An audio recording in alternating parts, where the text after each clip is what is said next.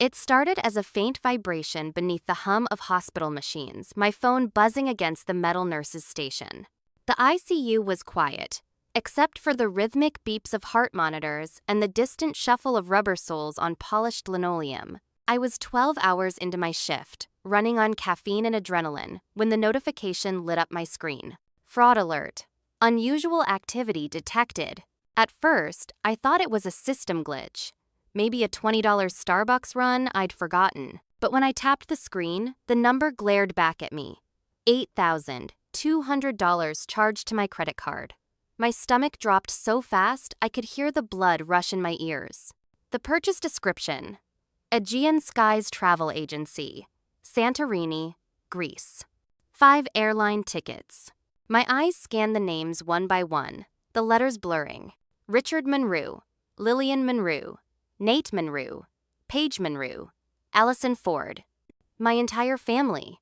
Even my brother's wife's best friend. And then I saw what wasn't there: my name. For a moment, the world seemed to tilt sideways. My stethoscope slipped from my hand, clattering onto the floor, the sound echoing louder than it should have in the sterile corridor. I remembered last week's family dinner, the one where Mom had folded her linen napkin with surgical precision and said, "If you can't afford to come, sweetie, maybe it's best you sit this one out. Vacations aren't for everyone." I'd smiled through it, pretended it didn't sting, pretended that working 2 extra shifts a week was a choice, not survival. But this wasn't about hurt feelings. This was theft. I checked the timestamp. The purchase had gone through at 2:13 p.m. That was right when I'd been comforting a family whose father didn't make it through surgery. While I was holding someone else's grief, my own family had been booking a dream vacation with my money. I scrolled through the transaction again, as if maybe the numbers would change, or my name would magically appear. But no, it was clear, clean, precise. Authorization. Card ending 2814. Ye Monroe. Device used. Registered phone. Someone had logged into my account. My laptop password hadn't changed. My banking app was open on my iPad last week when Nate borrowed it to check scores. A dull ache started in my chest. I thought it was fatigue. Then I realized it was something deeper, the kind of pain that has nothing to do with the body. The phone buzzed again. Another notification. Available balance. $74.13. All the air seemed to vanish from the room. I gripped the counter, trying to steady my breathing as Dr. Hendricks passed by, offering a polite nod. He didn't notice the tremor in my hand or the tears threatening to spill. In that moment, under the fluorescent lights of the ICU, I wasn't Nurse Monroe. I wasn't the dependable one. I wasn't the responsible daughter who made everyone's problems disappear. I was just a woman who finally saw the truth, that her own family had stolen from her, not by accident, but by choice. But when I looked closer at the transaction, I realized the card wasn't stolen, it was mine. People say being the oldest child teaches you responsibility, but no one tells you it also teaches you silence, how to smile when you're being taken advantage of, how to nod when the guilt starts creeping in. I grew up in a 2-story house just outside Dallas, in a neighborhood where every lawn looked like a magazine cover and every family pretended they had no crack. We were no different. The Monroes had appearances to maintain. Dad was an accountant who wore pressed shirts even on Sundays. Mom hosted charity events she couldn't afford. And me? I was the glue, the problem solver, the fixer, the quiet savior. I got my nursing degree on scholarships and side jobs, while Nate drifted from one startup idea to another. When his credit card maxed out, I paid his rent. When Mom's knee surgery came around, I covered her copay. When Dad's property taxes came due, I loaned him the money, though no one ever said that word out loud. It was just expected, because I was the responsible one. Oh, at family dinners, I'd listen to Nate brag about his new smartwatch, or Paige talk about her Pilates retreat in Aspen, while Mom poured me a glass of wine and said things like, "Your brother's just had a harder time getting on his feet. You're so blessed to have a stable career, Julia." As if stability meant bottomless, as if success meant obligation. The last dinner before the fraud happened still burned in my memory. Mom had folded her napkin with that same tight precision and said, "We're planning a family trip to Greece this spring. It'll be good for everyone. The tickets are about $1,600 each. If you can't make it, don't worry, honey. We'll take lots of pictures. I remember laughing it off, even though I'd just paid Nate's $900 car repair bill. I'd smiled, said, maybe next time. But inside, something cracked. That night after dinner, I'd gone back to my small apartment, the one I could barely afford despite 60-hour weeks. I'd stared at my reflection in the darkened window and whispered, "You're not their daughter anymore. You're their insurance policy." Still, I didn't stop helping. Because that's what good daughters do. They fix things. They absorb pain quietly. They let people take and call it love. So when that fraud alert appeared a week later, a part of me wasn't even surprised. Shocked? Yes. Hurt? Absolutely. But deep down, I think I'd been waiting for the moment the illusion finally shattered. Because once a family stops seeing your boundaries, it's only a matter of time before they cross every single one. That night, I opened my banking app again, scrolling through months of transactions, groceries I didn't buy, gas stations I'd never been to, subscriptions I'd never signed up for. And for the first time in 34 years, I didn't feel guilty for being angry. I felt awake. That night, I realized they never invited me to belong, only to bail them out. The next morning, the ICU smelled like antiseptic and burnt coffee. I'd barely slept. My body moved on autopilot, checking vitals, adjusting IVs, but my mind was elsewhere, looping the same thought over and over. They used my card. By sunrise, I was done being the family wallet. During my lunch break, I found a quiet corner in the staff lounge, opened my phone, and called the credit card company. My voice shook only at first. Yes, I'd like to report fraudulent charges. No, it wasn't lost. It was used by someone I know. The representative's tone softened. "We'll freeze the card immediately, Miss Monroe. We'll investigate the charges." When she said, "We've got your back," I almost cried because no one in my life had said those words to me before. I hung up and took a deep breath. Then I changed every password I had, banking apps, email, Amazon, even Netflix. I deleted saved cards, canceled autopay. Each click felt like reclaiming a piece of myself. An hour later, my phone started buzzing. "Mom, Julia, there's a problem with the airline tickets." "Dad, did you do something to the credit card? Your brother says it's not going through." "Nate, come on, Jules, just fix it, okay?" I muted the phone. I had patience to care for people who actually needed me. By the time my shift ended, I had 17 missed calls and 10 voicemails. The notifications were endless, a chorus of entitlement. Walking to my car, I felt something strange. Not panic, not guilt, but calm. The kind of calm that comes after a storm, when everything destructive has already happened and all that's left is rebuilding. At home, I poured myself a glass of water and stared at my reflection in the kitchen window. My scrubs smelled like disinfectant. My eyes looked older than I remembered. I thought about all the times I'd been told I was too independent, too cold, too serious. Maybe they said that because independence doesn't serve people who expect you to serve them. My phone buzzed again, Mom, this time with a voicemail. Her voice was tight, controlled. "Julia, this is getting ridiculous. We're at the airport, and your brother says the card's locked. Your father is furious. You're ruining everything for everyone. Do you even realize how this makes us look?" How this makes us look, that was always the bottom line. Never how I felt, only how I reflected on them. I deleted the message, then all the others. In the quiet that followed, I realized something. Peace isn't always gentle.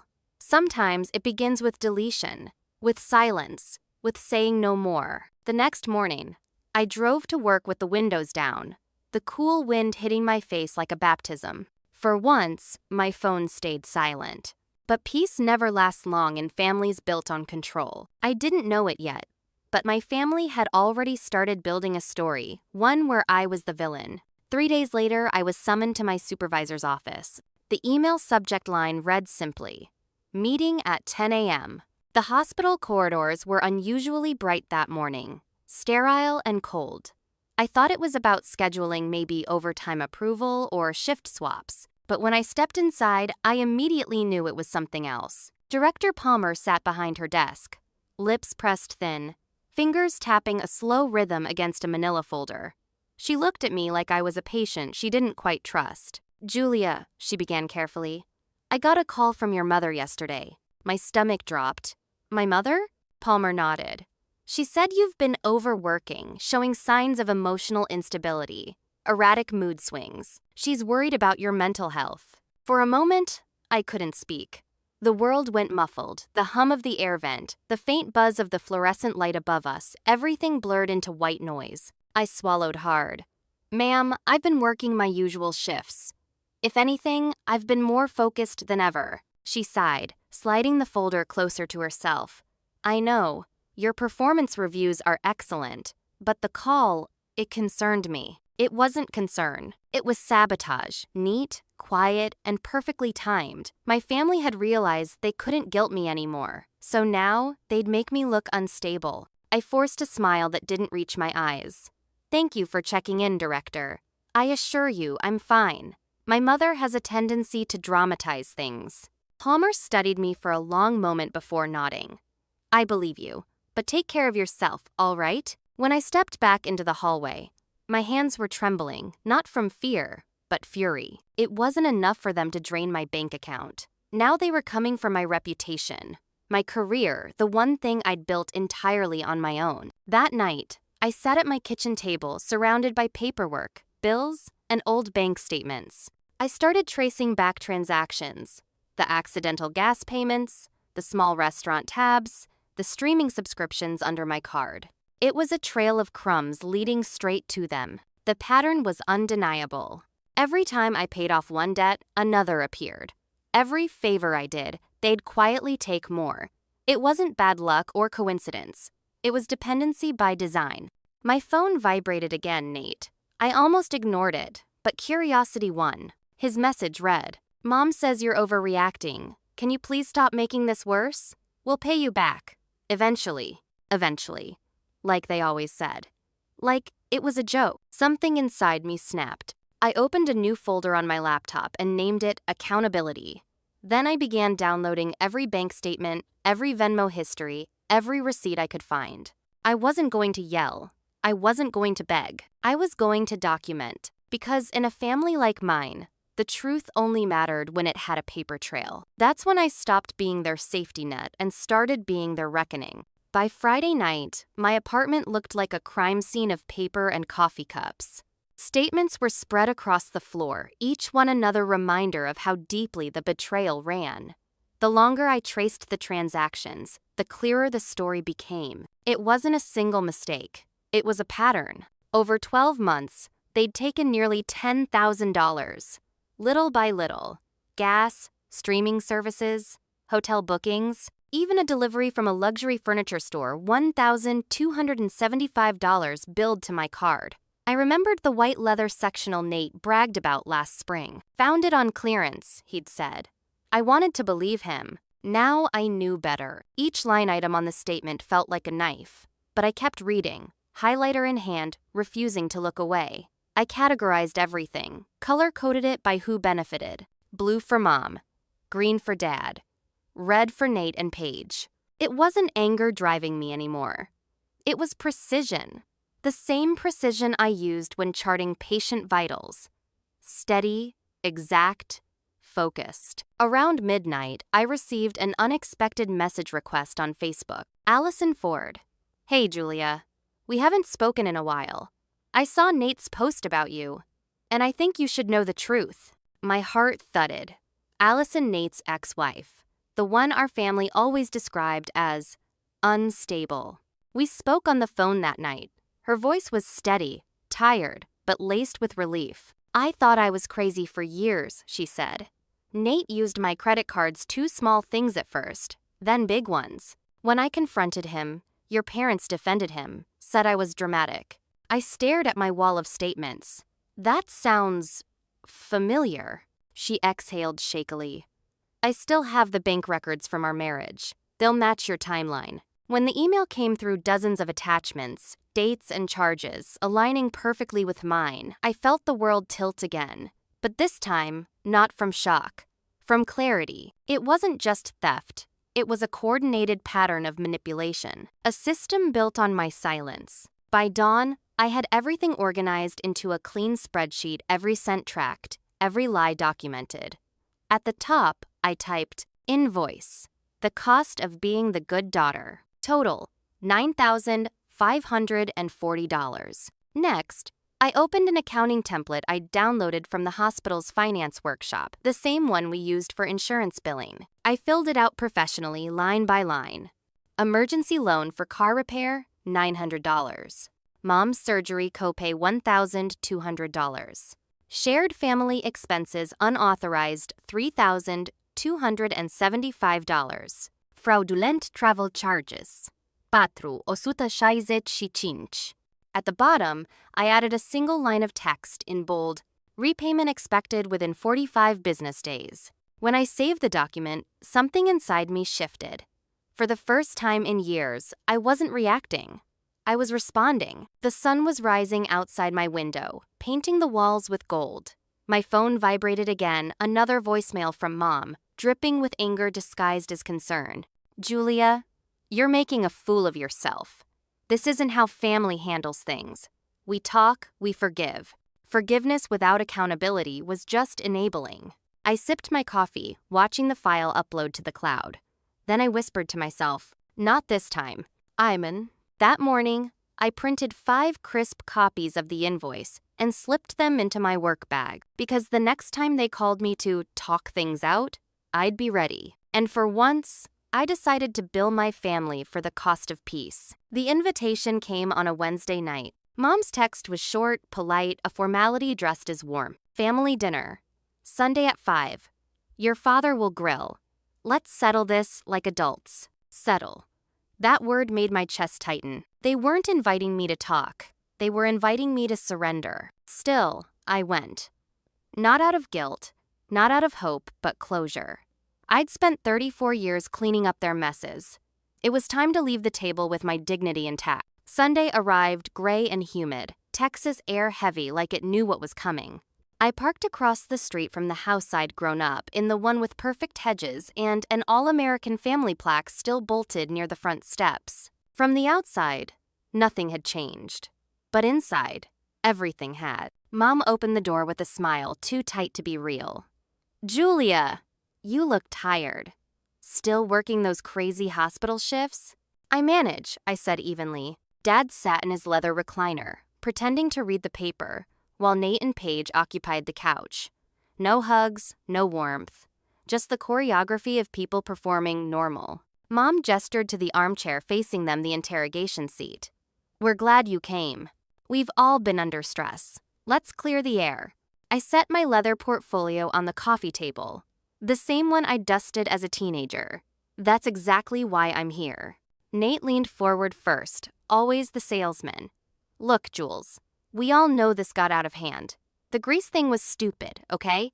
I'll cover half of it if you just tell the bank to drop the claim. Half, I repeated, my voice flat. Mom jumped in quickly, her tone dripping with forced optimism. It's what's best for moving forward as a family. We don't need outside people involved. These things can ruin reputations. I smiled a small, tired curve. Reputations built on lies usually ruin themselves. Dad's jaw tightened. Watch your tone. I reached into my bag and pulled out the folder. Inside were printed pages, color-coded, stapled, labeled. I spread them across the table one by one. Here's my tone, I said. Credit card statements, bank transfers, every favor that turned into debt. And this, I slid the final page forward, is an invoice. $9,540. Itemized, documented, verified. Mom blinked. You made a spreadsheet? I made a record, I corrected. Because memories are unreliable in this family. Dad opened his mouth, but I wasn't done. I've also refinanced my nursing school loans. You're no longer co-signers. I found a new apartment one you don't have keys to. That landed like a slap. Julia, Mom said, standing now, her voice trembling between outrage and disbelief. After everything we've done for you, the sacrifices, the support, this is how you repay us? I met her eyes. Support isn't control, sacrifice isn't debt, and love doesn't come with interest rates. For a long moment, No one spoke. The clock on the mantel ticked loudly, counting down the death of denial. Then Nate broke the silence. His voice cracked. I used your card, okay? For months. I knew your passwords. I set up autopay on my phone. I'm sorry. Paige's lip trembled. I knew too. I thought you wouldn't notice. Mom's hand flew to her chest.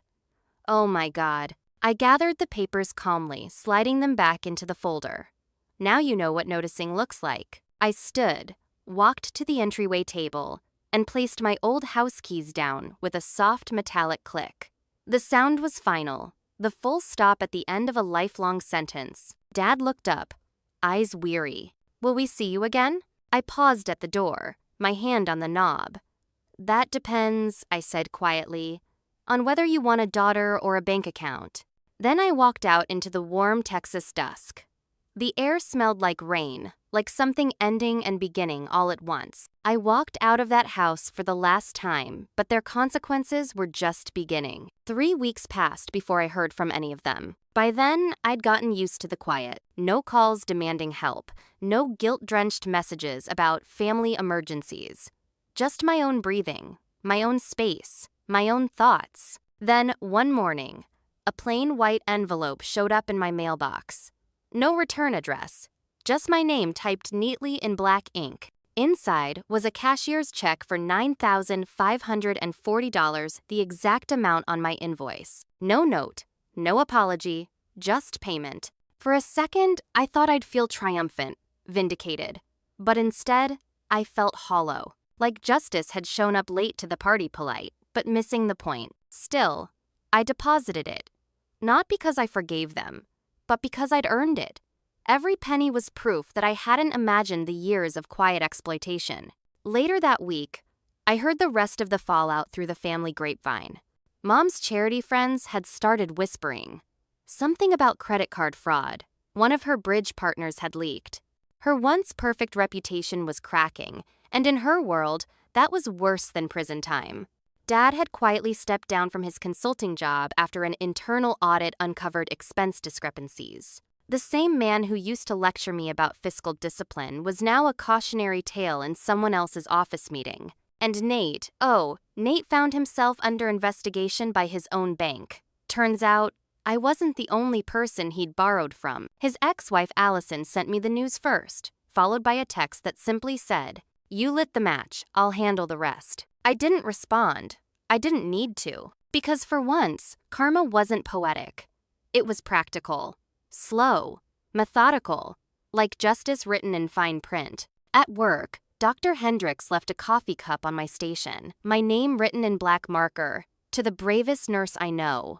Underneath was a note, "Some family trees need pruning to stay healthy. Item." I carried that note in my pocket for days. One afternoon, while restocking IV kits, I caught my reflection in the supply room mirror. My face looked softer, less guarded. The lines between my brows, the ones worry had carved, were fading. But peace has a strange texture. It's not joy. It's not victory.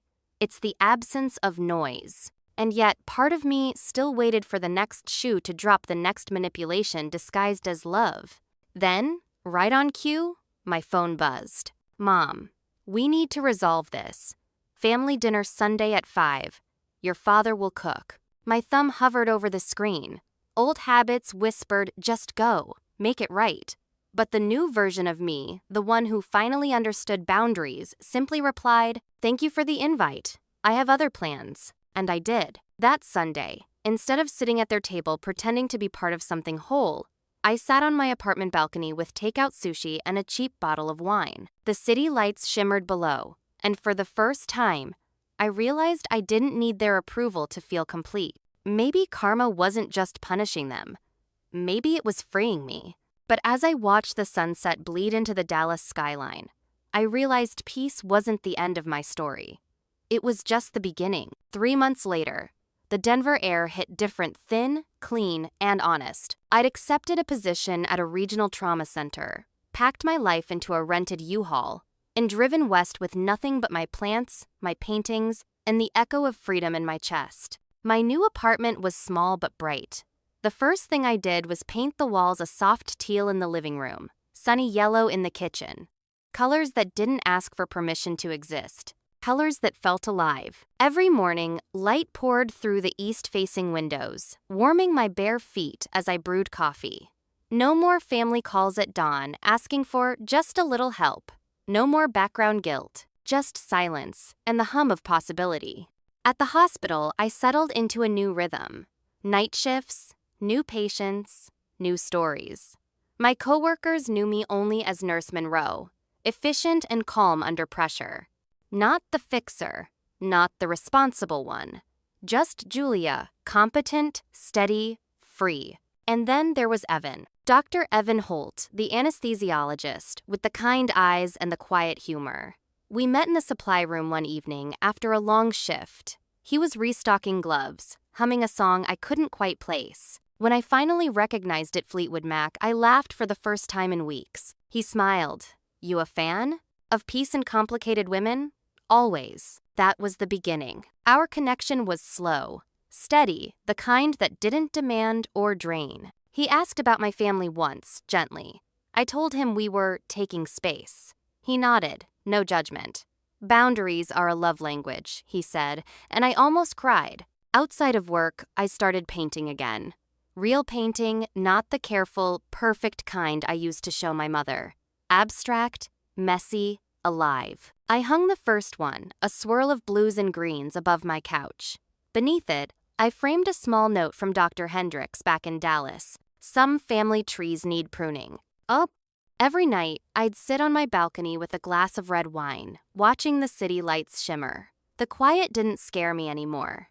It healed me. Then one evening, as I was rinsing my brushes, my phone buzzed a message from Mom. "Family dinner next Sunday. Your father and I will cook. We'd like to start fresh." I stared at the screen for a long time. The old ache stirred, that muscle memory of obligation. But this time, I didn't feel guilt, just clarity. I typed back, slowly, deliberately. "Thank you for the invite. I already have plans." And I did. Dinner with Evan. A night overlooking the river. Laughter over shared appetizers. The soft glow of normalcy. When I looked up from the phone, the sunset had turned the sky molten gold. Maybe this was what healing looked like. Not a grand revelation, but a quiet refusal to return to the things that once broke you. But just as I finally started to breathe freely again, my past found a new way to reach me, a letter waiting in my mailbox. The letter was waiting in my mailbox on a Thursday afternoon, nestled between a grocery flyer and a utilities bill. My name was written in my mother's precise cursive, the kind that always looked like it belonged on wedding invitations or thank you notes. Never apologies. I stood in my kitchen staring at it for a long time. The air smelled faintly of paint thinner and rosemary from the little pot on my stove. My first instinct was to throw it away to protect my calm. But curiosity, that old familiar tug, won for just one more moment. Inside was a short, handwritten note and a folded family photo from years ago. "Julia, we made mistakes many. Your father and I aren't proud of how things unfolded, but families are complicated. We'd like to make things right, if you'll let us. Dinner this Sunday. Just us. Love, Mom." No denial this time. No gaslighting. Just words trying to sound like humility. I refolded the letter carefully and slipped it back into the envelope. Then I set it in the drawer beside my watercolor brushes, a quiet grave for the past. That Sunday, while they were probably setting the table for 3, I was somewhere else entirely. Evan and I were hiking near Boulder, the trail lined with gold aspens and the smell of pine. For the first time in years, I felt small in the best possible way, not diminished, but part of something vast and unburdened. As we reached the overlook, the wind caught my hair, and Evan handed me a water bottle. "You look lighter," he said. "I feel it," I replied, like I finally stopped dragging ghosts behind me. That evening, back in my apartment, I opened my laptop and pulled up my savings account. The $9,540 check sat untouched. I'd never decided what to do with it. Until that moment. The next morning, I walked into the hospital foundation office and handed the check to the donation clerk. "I'd like to start a scholarship," I said, "for nurses who support their families financially. Sometimes the caregivers need care too." The woman behind the desk smiled softly. "What would you like it to be called?" I paused, then said, "The The Peace Fund. Ugh.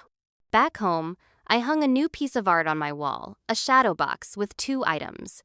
My old house keys and a photocopy of that check, not as trophies, as reminders. Reminders that peace wasn't something my family could give or take. It was something I built slowly, painfully, honestly. I stood by the window, the Denver skyline glowing gold beneath the setting sun, and whispered to myself, family doesn't mean ownership, and love doesn't mean debt. Oh. My phone buzzed again, a new message from Mom. I didn't open it. I didn't need to. Instead, I texted Evan. Dinner at that new Riverside place tonight? He replied instantly. Wouldn't miss it. As I locked the door behind me, I felt that rarest kind of freedom, the kind that doesn't need permission, approval, or applause. Just peace. Because sometimes closure isn't about forgiveness. It's about finally walking away and never feeling the need to look back.